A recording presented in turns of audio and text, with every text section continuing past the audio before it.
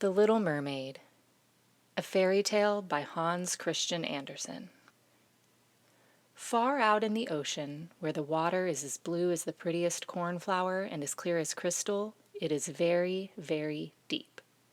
So deep indeed that no cable could sound it, and many church steeples piled one upon another would not reach from the ground beneath to the surface of the water above.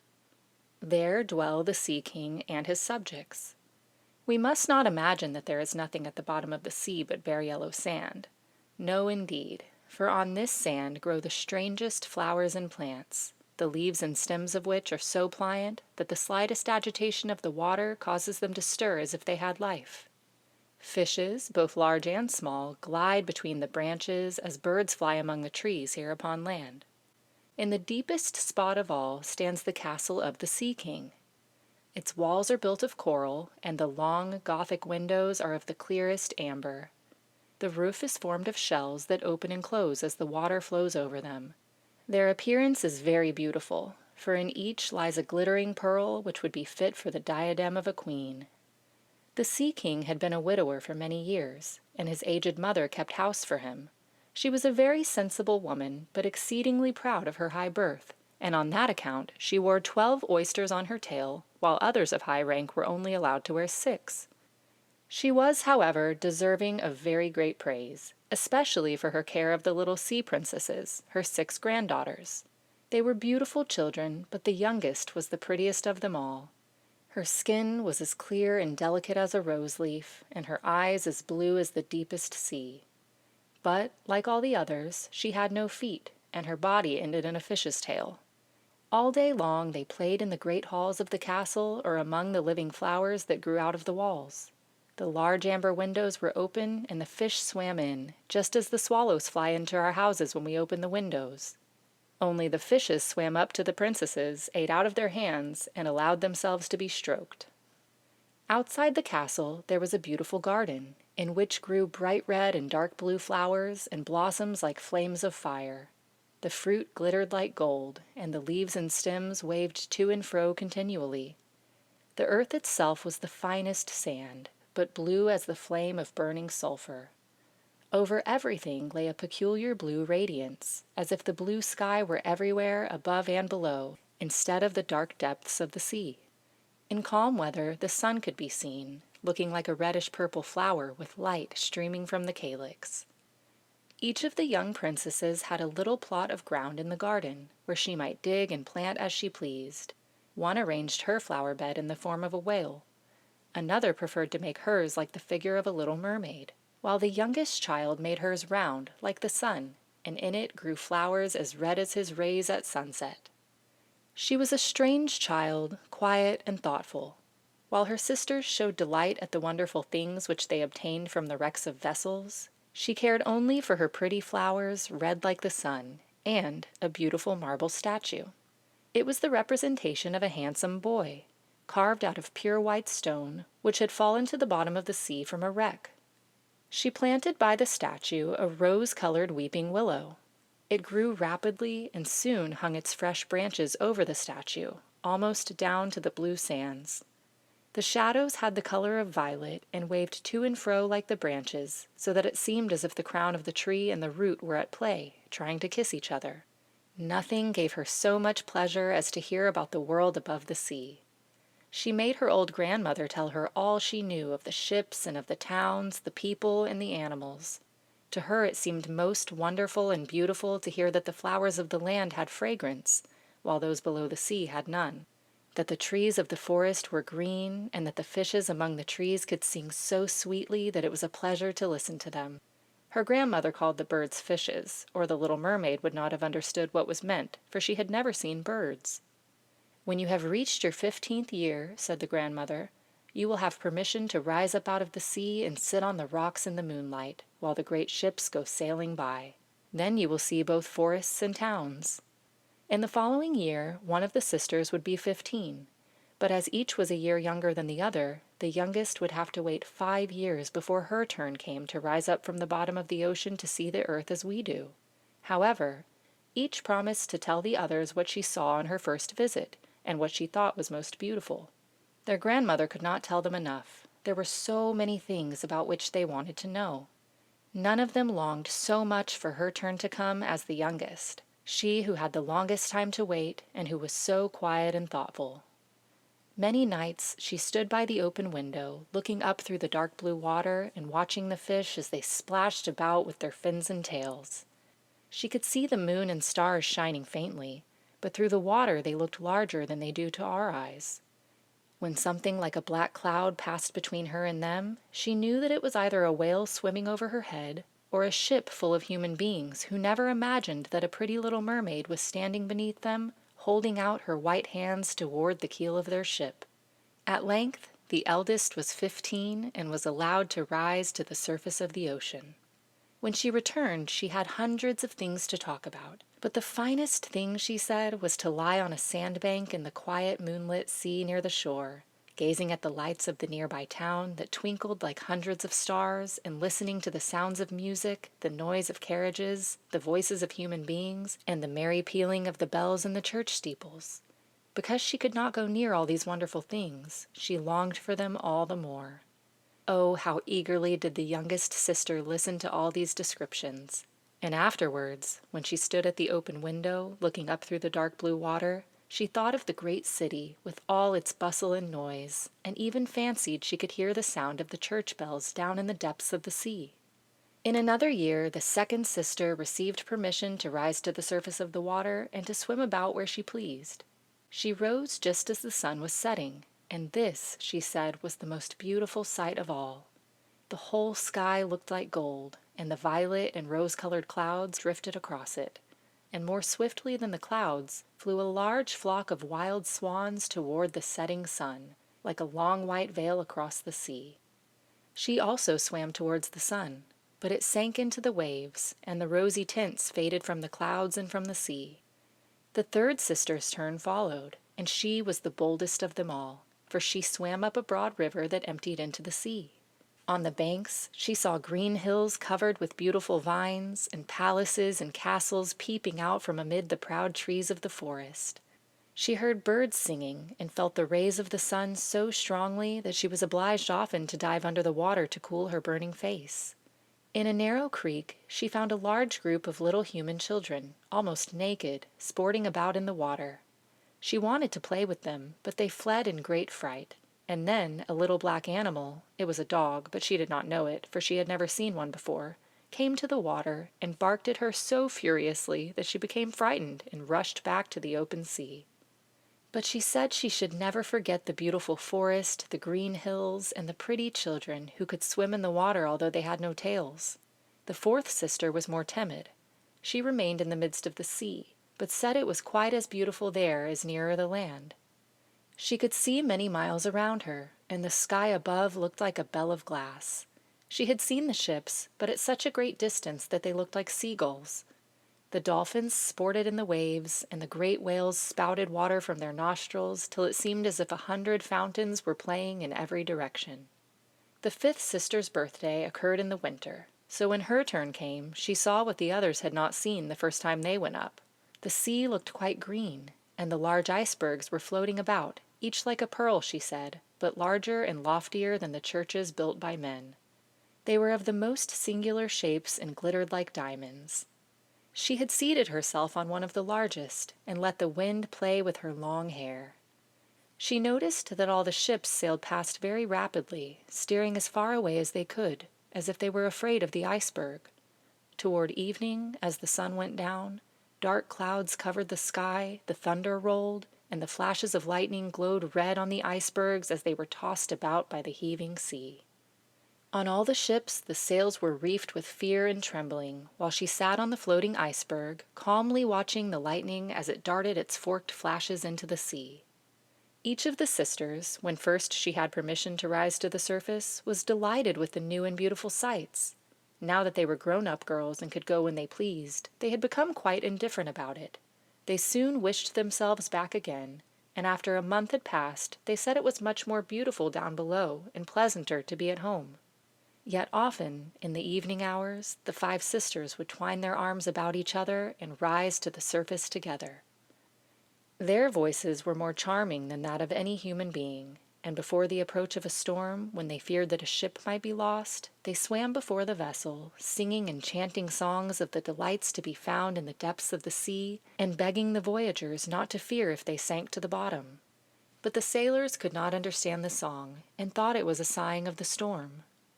These things were never beautiful to them, for if the ship sank, the men were drowned, and their dead bodies alone reached the palace of the Sea King. When the sisters rose arm in arm through the water, their youngest sister would stand quite alone, looking after them ready to cry. Only since mermaids have no tears, she suffered more acutely. "Oh, were I but 15 years old," said she, "I know that I shall love the world up there and all the people who live in it." At last she reached her 15th year. "Well, now you are grown up," said the old dowager, her grandmother. "Come, and let me adorn you like your sisters." And she placed in her hair a wreath of white lilies, of which every flower leaf was half a pearl. Then the old lady ordered 8 great oysters to attach themselves to the tail of the princess to show her high rank. "But they hurt me so," said the little mermaid. "Yes, I know. Pride must suffer pain," replied the old lady. Oh, how gladly she would have shaken off all this grandeur and laid aside the heavy wreath. The red flowers in her own garden would have suited her much better, but she could not change herself, so she said farewell and rose as lightly as a bubble to the surface of the water. The sun had just set when she raised her head above the waves. The clouds were tinted with crimson and gold, and through the glimmering twilight beamed the evening star in all its beauty. The sea was calm, and the air mild and fresh. A large ship with 3 masts lay becalmed on the water. Only one sail was set, for not a breeze stirred, and the sailors sat idle on deck or amidst the rigging. There was music and song on board, and as darkness came on, 100 colored lanterns were lighted, as if the flags of all nations waved in the air. The little mermaid swam close to the cabin windows, and now and then, as the waves lifted her up, she could look in through glass window panes and see a number of gaily dressed people. Among them, and the most beautiful of all, was a young prince with large black eyes. He was 16 years of age, and his birthday was being celebrated with great display. The sailors were dancing on deck, and when the prince came out of the cabin, more than 100 rockets rose in the air, making it as bright as day. The little mermaid was so startled that she dived under water, and when she again stretched out her head, it looked as if all the stars of heaven were falling around her.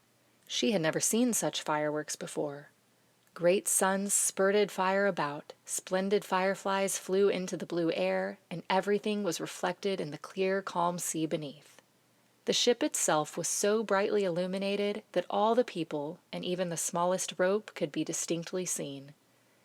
How handsome the young prince looked, as he pressed the hands of all his guests and smiled at them, while the music resounded through the clear night air. It was very late, yet the little mermaid could not take her eyes from the ship, or from the beautiful prince. The colored lanterns had been extinguished, no more rockets rose in the air, and the cannon had ceased firing. But the sea became restless, and a moaning, grumbling sound could be heard beneath the waves. Still, the little mermaid remained by the cabin window, rocking up and down on the water so that she could look within. After a while, the sails were quickly set, and the ship went on her way. But soon the waves rose higher, heavy clouds darkened the sky, and lightning appeared in the distance. A dreadful storm was approaching. Once more the sails were furled, and the great ship pursued her flying course over the raging sea. The waves rose mountain high, as if they would overtop the mast, but the ship dived like a swan between them, then rose again on their lofty foaming crests. To the little mermaid this was pleasant sport, but not so to the sailors. At length the ship groaned and creaked. The thick planks gave way under the lashing of the sea as the waves broke over the deck. The mainmast snapped asunder like a reed, and as the ship lay over on her side, the water rushed in. The little mermaid now perceived that the crew were in danger. Even she was obliged to be careful, to avoid the beams and planks of the wreck, which lay scattered on the water. At one moment it was pitch dark, so that she could not see a single object, but when a flash of lightning came, it revealed the whole scene. She could see everyone who had been on board except the prince. When the ship parted, she had seen him sink into the deep waves, and she was glad, for she thought he would now be with her. Then she remembered that human beings could not live in the water, so that when he got down to her father's palace, he would certainly be quite dead. No, he must not die. So she swam about among the beams and planks which strewed the surface of the sea, forgetting that they could crush her to pieces. Diving deep under the dark waters, rising and falling with the waves, she at length managed to reach the young prince, who was fast losing the power to swim in that stormy sea. His limbs were failing him, his beautiful eyes were closed, and he would have died had not the little mermaid come to his assistance. She held his head above the water and let the waves carry them where they would. In the morning the storm had ceased, but of the ship not a single fragment could be seen. The sun came up red and shining out of the water, and its beams brought back the hue of health to the prince's cheeks, but his eyes remained closed. The mermaid kissed his high, smooth forehead and stroked back his wet hair. He seemed to her like the marble statue in her little garden, so she kissed him again and wished that he might live. Presently they came in sight of land, and she saw lofty blue mountains on which the white snow rested as if a flock of swans were lying upon them. Beautiful green forests were near the shore, and close by stood a large building, whether a church or a convent she could not tell. Orange and citron trees grew in the garden, and before the door stood lofty palms. The sea here formed a little bay, in which the water lay quiet and still, but very deep. She swam with the handsome prince to the beach, which was covered with fine white sand, and there she laid him in the warm sunshine, taking care to raise his head higher than his body. Then bells sounded in the large white building, and some young girls came into the garden. The little mermaid swam out farther from the shore and hid herself among some high rocks that rose out of the water. Covering her head and neck with the foam of the sea, she watched there to see what would become of the poor prince. It was not long before she saw a young girl approach the spot where the prince lay. She seemed frightened at first, but only for a moment. Then she brought a number of people, and the mermaid saw that the prince came to life again and smiled upon those who stood about him. But to her he sent no smile. He knew not that she had saved him. This made her very sorrowful, and when he was led away into the great building, she dived down into the water and returned to her father's castle. She had always been silent and thoughtful, and now she was more so than ever. Her sisters asked her what she had seen during her first visit to the surface of the water, but she could tell them nothing. Many an evening and morning did she rise to the place where she had left the prince. She saw the fruits in the garden ripen and watched them gathered. She watched the snow on the mountain tops melt away, but never did she see the prince, and therefore she always returned home more sorrowful than before. It was her only comfort to sit in her own little garden and fling her arm around the beautiful marble statue which was like the prince.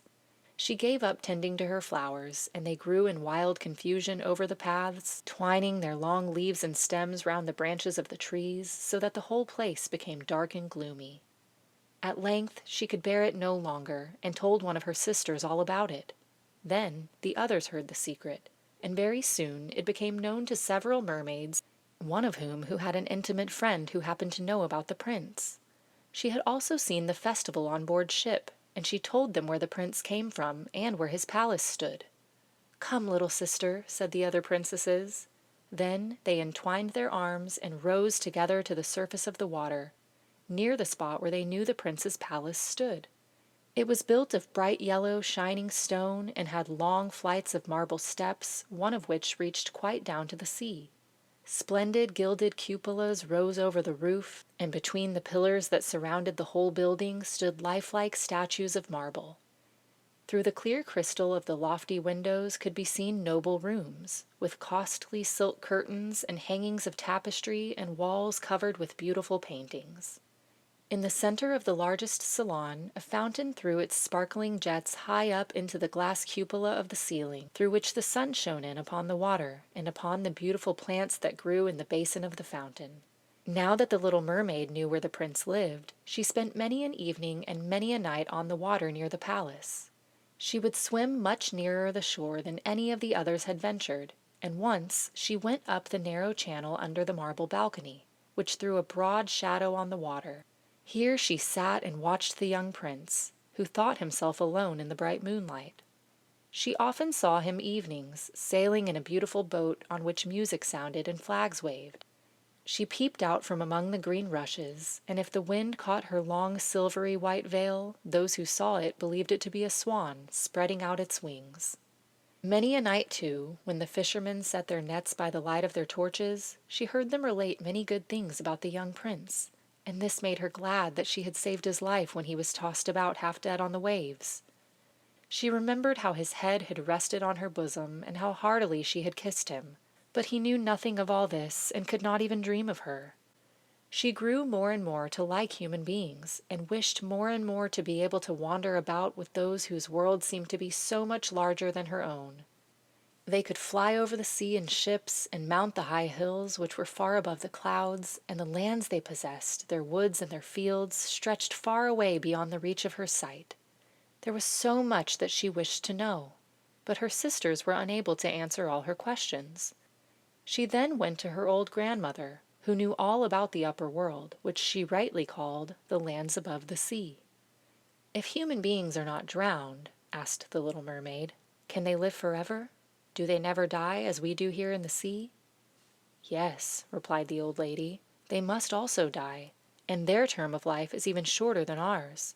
We sometimes live for 300 years, but when we cease to exist here, we become only foam on the surface of the water, and have not even a grave among those we love.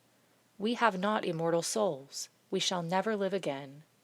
Like the green seaweed, when once it has been cut off, we can never flourish more. Human beings, on the contrary, have souls which live forever, even after the body has been turned to dust. They rise up through the clear, pure air beyond the glittering stars. As we rise out of the water and behold all the land of the earth, so do they rise to the unknown and glorious regions which we shall never see. Why have not we immortal souls?" asked the little mermaid mournfully. "I would gladly give all the hundreds of years that I have to live to be a human being only for one day, and to have the hope of knowing the happiness of that glorious world above the stars." "You must not think that," said the old woman. "We believe that we are much happier and much better off than human beings." "So I shall die," said the little mermaid, "and as the foam of the sea I shall be driven about, never again to hear the music of the waves, or to see the pretty flowers, or the red sun? Is there anything I can do to win an immortal soul?" "No," said the old woman, "unless a man should love you so much that you were more to him than his father or his mother, and if all his thoughts and all his love were fixed upon you, and the priest placed his right hand in yours, and he promised to be true to you here and hereafter, then his soul would glide into your body, and you would obtain a share in the future happiness of mankind. He would give to you a soul and retain his own as well, but this can never happen. Your fish's tail, which among us is considered to be so beautiful, on earth is thought to be quite ugly. They do not know any better, and they think it necessary, in order to be handsome, to have two stout props, which they call legs." Then the little mermaid sighed and looked sorrowfully at her fish's tail. "Let us be happy," said the old lady, "and dart and spring about during the 300 years that we have to live, which is really quite long enough. After that we can rest ourselves all the better. This evening we are going to have a court ball." It was one of those splendid sights which we can never see on earth. The walls and the ceiling of the large ballroom were of thick but transparent crystal. Many hundreds of colossal shells, some of a deep red, others of a grass green, with blue fire in them, stood in rows on each side. These lighted up the whole salon, and shone through the walls so that the sea was also illuminated. Innumerable fishes, great and small, swam past the crystal walls. On some of them the scales glowed with a purple brilliance, and on others shone like silver and gold. Through the halls flowed a broad stream, and in it danced the mermen and the mermaids to the music of their own sweet singing.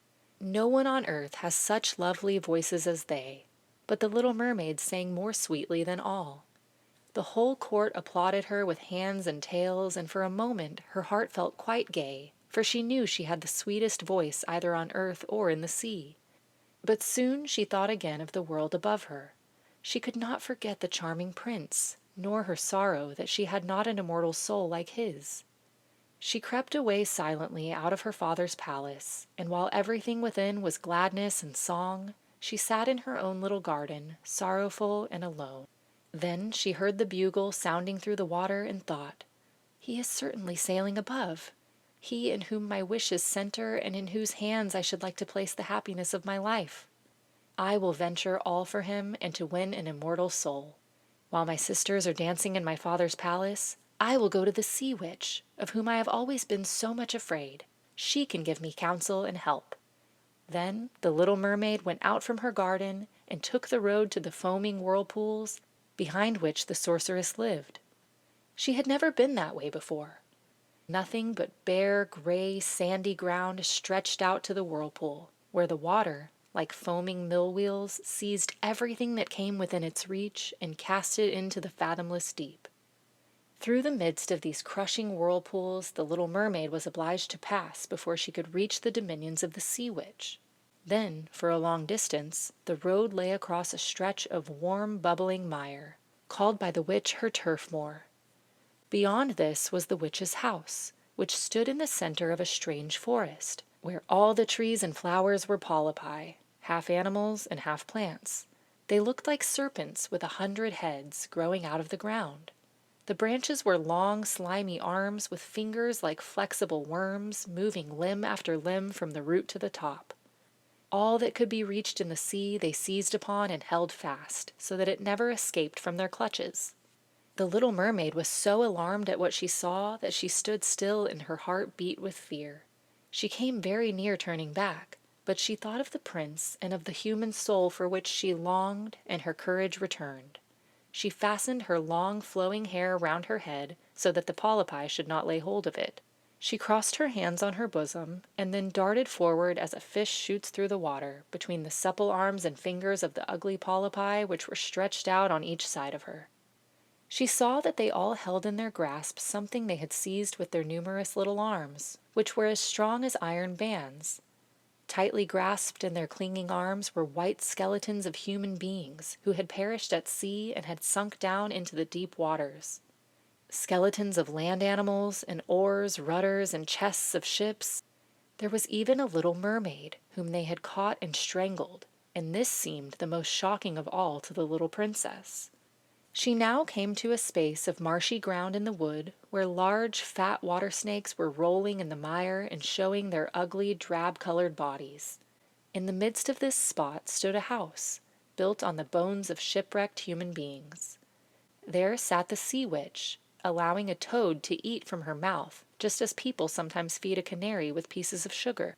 She called the ugly water snakes her little chickens, and allowed them to crawl all over her bosom. "I know what you want," said the sea witch.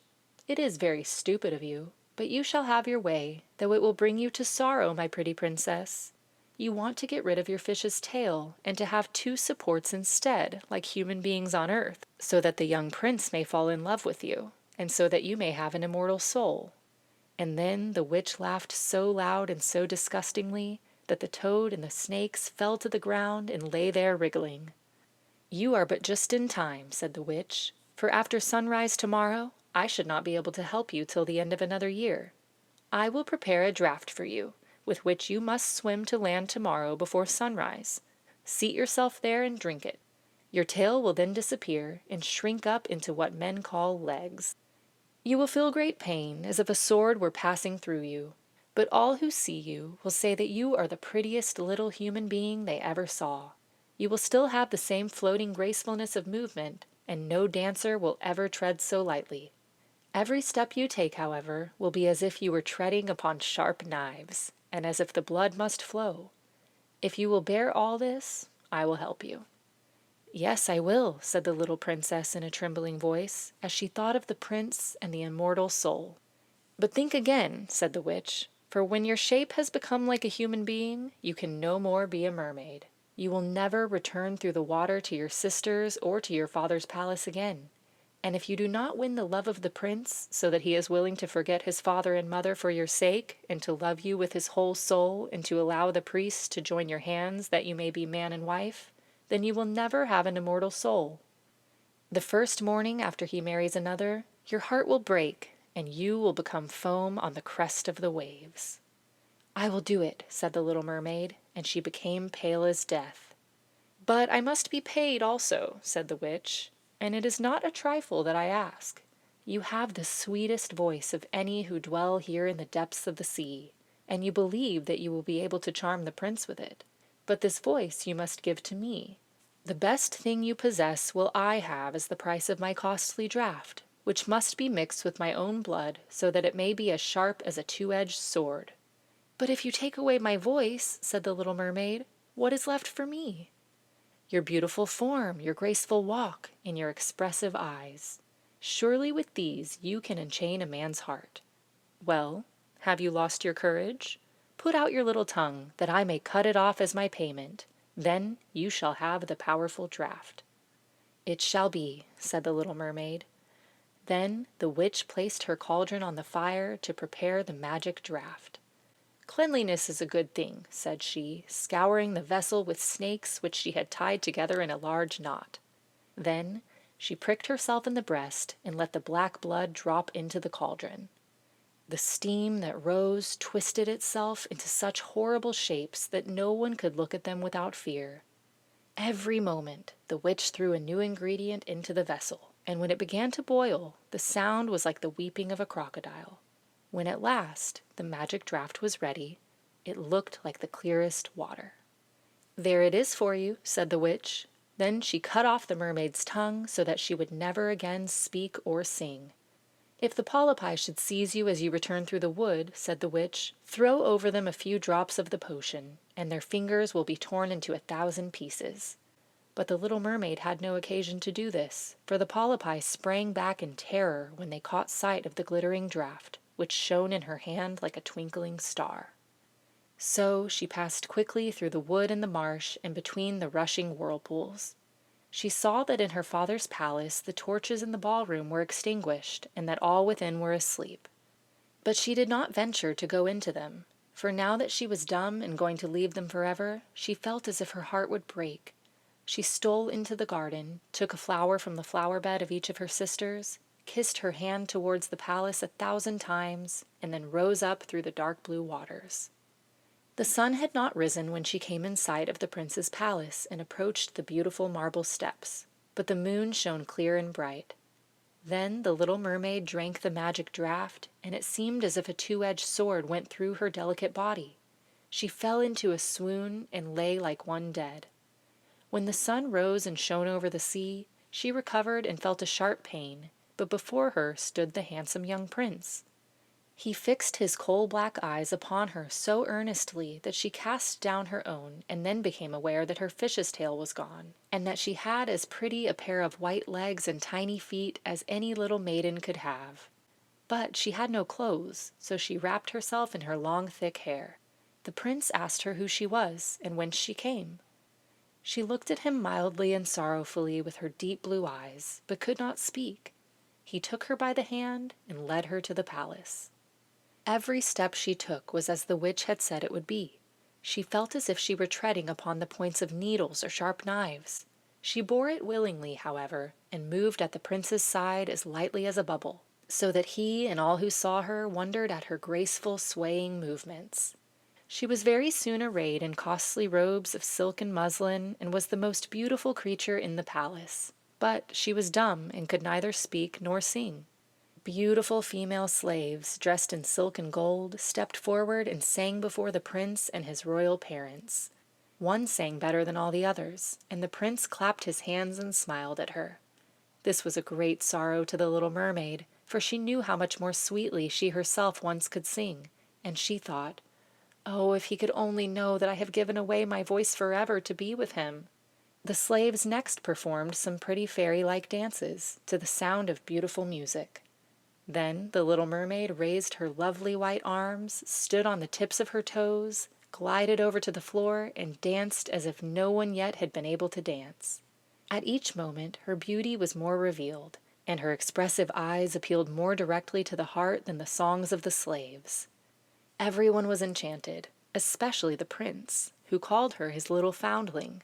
She danced again quite readily to please him, though each time her foot touched the floor it seemed as if she trod on sharp knives.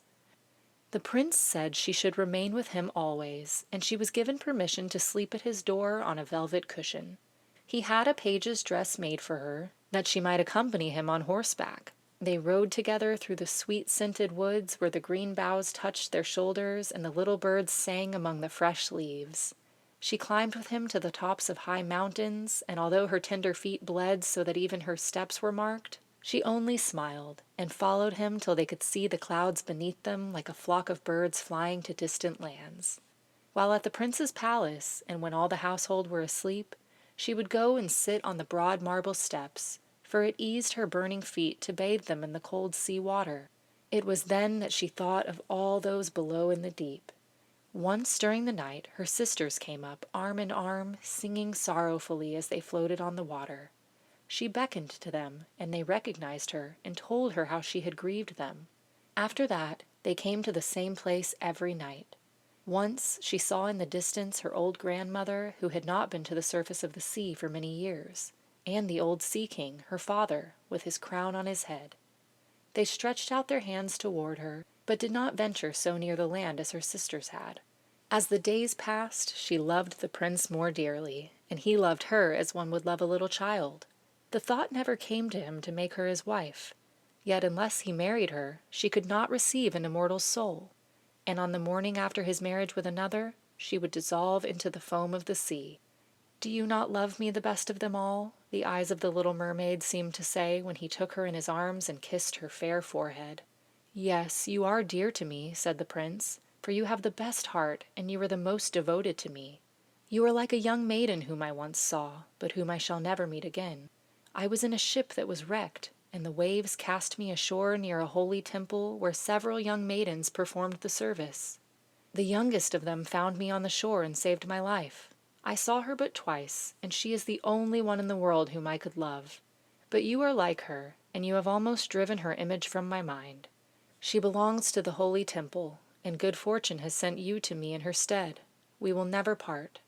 "Ah, he knows not that it was I who saved his life," thought the little mermaid. "I carried him over the sea to the wood where the temple stands. I sat beneath the foam and watched till the human beings came to help him. I saw the pretty maiden that he loves better than he loves me." The mermaid sighed deeply, but she could not weep. "He says the maiden belongs to the holy temple, therefore she will never return to the world. They will meet no more. I am by his side and see him every day. I will take care of him and love him and give up my life for his sake." Very soon it was said that the prince was to marry, and that the beautiful daughter of a neighboring king would be his wife, for a fine ship was being fitted out. Although the prince gave out that he intended merely to pay a visit to the king, it was generally supposed that he went to court the princess. A great company were to go with him. The little mermaid smiled and shook her head. She knew the prince's thoughts better than any of the others. "I must travel," he had said to her. "I must see this beautiful princess. My parents desire it, but they will not oblige me to bring her home as my bride. I cannot love her, because she is not like the beautiful maiden in the temple, who you resemble. If I were forced to choose a bride, I would choose you, my dumb foundling, with those expressive eyes." Then he kissed her rosy mouth, played with her long waving hair, and laid his head on her heart, while she dreamed of human happiness and an immortal soul. "You are not afraid of the sea, my dumb child, are you?" he said, as they stood on the deck of the noble ship which was to carry them to the country of the neighboring king. Then he told her of storm and of calm, of strange fishes in the deep beneath them, and of what the divers had seen there. She smiled at his descriptions, for she knew better than anyone what wonders were at the bottom of the sea. In the moonlit night, when all the board were asleep except the man at the helm, she sat on the deck, gazing down through the clear water. She thought she could distinguish her father's castle, and upon it her aged grandmother with the silver crown on her head, looking through the rushing tide at the keel of the vessel. Then her sisters came up on the waves and gazed at her mournfully, wringing their white hands. She beckoned them and smiled, and wanted to tell them how happy and well off she was. But the cabin boy approached, and when her sisters dived down, he thought what he saw was only the foam of the sea. The next morning the ship sailed into the harbor of a beautiful town belonging to the king whom the prince was going to visit. The church bells were ringing, and from the high towers sounded a flourish of trumpets. Soldiers with flying colors and glittering bayonets lined the roads through which they had passed. Every day was a festival, balls and entertainments following one another. But the princess had not yet appeared. People said that she had been brought up and educated in a religious house where she was learning every royal virtue. At last she came. Then the little mermaid, who was anxious to see whether she was really beautiful, was obliged to admit that she had never seen a more perfect vision of beauty. Her skin was delicately fair, and beneath her long dark eyelashes, her laughing blue eyes shone with truth and purity. "It was you," said the prince, "who saved my life when I lay as if dead on the beach," and he folded his blushing bride in his arms. "Oh, I am too happy," said he to the little mermaid. "My fondest hopes are now fulfilled. You will rejoice at my happiness, for your devotion to me is great and sincere." The little mermaid kissed his hand and felt as if her heart were already broken. His wedding morning would bring death to her, and she would change into the foam of the sea. All the church bells rang, and the heralds rose through the town proclaiming the betrothal. Perfumed oil was burned in costly silver lamps on every altar. The priests waved the censers while the bride and the bridegroom joined their hands and received the blessing of the bishop. The little mermaid, dressed in silk and gold, held up the bride's train, but her ears heard nothing of the festive music, and her eyes saw not the holy ceremony. She thought of the night of death which was coming to her, and all she had lost in the world. On the same evening the bride and bridegroom went on board the ship. Cannons were roaring, flags waving, and in the center of the ship a costly tent of purple and gold had been erected. It contained elegant sleeping couches for the bridal pair during the night. The ship, under a favorable wind, with swelling sails, glided away smoothly and lightly over the calm sea. When it grew dark, a number of colored lamps were lighted, and the sailors danced merrily on the deck. The little mermaid could not help thinking of her first rising out of the sea, when she had seen similar joyful festivities, so she too joined in the dance, poised herself in the air as a swallow when he pursues his prey, and all present cheered her wonderingly. She had never danced so gracefully before. Her tender feet felt as if cut with sharp knives, but she cared not for the pain. A sharper pang had pierced her heart. She knew this was the last evening she should ever see the prince for whom she had forsaken her kindred and her home. She had given up her beautiful voice and suffered unheard-of pain daily for him, while he knew nothing of it. This was the last evening that she should breathe the same air with him or gaze on the starry sky and the deep sea. An eternal night, without a thought or a dream, awaited her. She had no soul, and now she could never win one. All was joy and gaiety on the ship until long after midnight. She smiled and danced with the rest, while the thought of death was in her heart. The prince kissed his beautiful bride, and she played with his raven hair till they went arm in arm to rest in the sumptuous tent. Then all became still on board the ship, and only the pilot, who stood at the helm, was awake. The little mermaid leaned her white arms on the edge of the vessel and looked toward the east for the first blush of morning, for that first ray of the dawn which was to be her death. She saw her sisters rising out of the flood. They were as pale as she, but their beautiful hair no longer waved in the wind. It had been cut off. "We have given our hair to the witch," said they, "to obtain help for you, that you may not die tonight. She has given us a knife. See, it is very sharp. Before the sun rises, you must plunge it into the heart of the prince. When the warm blood falls upon your feet, they will grow together again into a fish's tail, and you will once more be a mermaid and can return to us to live out your 300 years before you are changed into the salt sea foam. Haste then. Either you or he must die before sunrise. Our old grandmother mourns so for you that her white hair is falling, as ours fell under the witch's scissors. Kill the prince and come back. Hasten. Do you not see the first red streaks in the sky? In a few minutes the sun will rise, and you must die." Then they sighed deeply and mournfully and sank beneath the waves. The little mermaid drew back the crimson curtain of the tent and beheld the fair bride, whose head was resting on the prince's breast. She bent down and kissed his noble brow, then looked at the sky, on which the rosy dawn grew brighter and brighter. She glanced at the sharp knife and again fixed her eyes on the prince, who whispered the name of his bride in his dreams. She was in his thoughts, and the knife trembled in the hand of the little mermaid, but she flung it far from her into the waves. The water turned red where it fell, and the drops that spurted up looked like blood. She cast one more lingering, half-fainting glance at the prince. Then she threw herself from the ship into the sea and felt her body dissolving into foam. The sun rose above the waves, and his warm rays fell on the cold foam of the little mermaid, who did not feel as if she were dying. She saw the bright sun and hundreds of transparent, beautiful creatures floating around her. She could see through them the white sails of the ships and the red clouds in the sky. Their speech was melodious, but could not be heard by mortal ears, just as their bodies could not be seen by mortal eyes. The little mermaid perceived that she had a body like theirs, and that she continued to rise higher and higher out of the foam. "Where am I?" asked she, and her voice sounded ethereal, like the voices of those who were with her. No earthly music could imitate it. "Among the daughters of the air," answered one of them. "A mermaid has not an immortal soul, nor can she obtain one unless she wins the love of a human being. On the will of another hangs her eternal destiny. But the daughters of the air, although they do not possess an immortal soul, can by good deeds procure one for themselves. We fly to warm countries and cool the sultry air that destroys mankind with pestilence.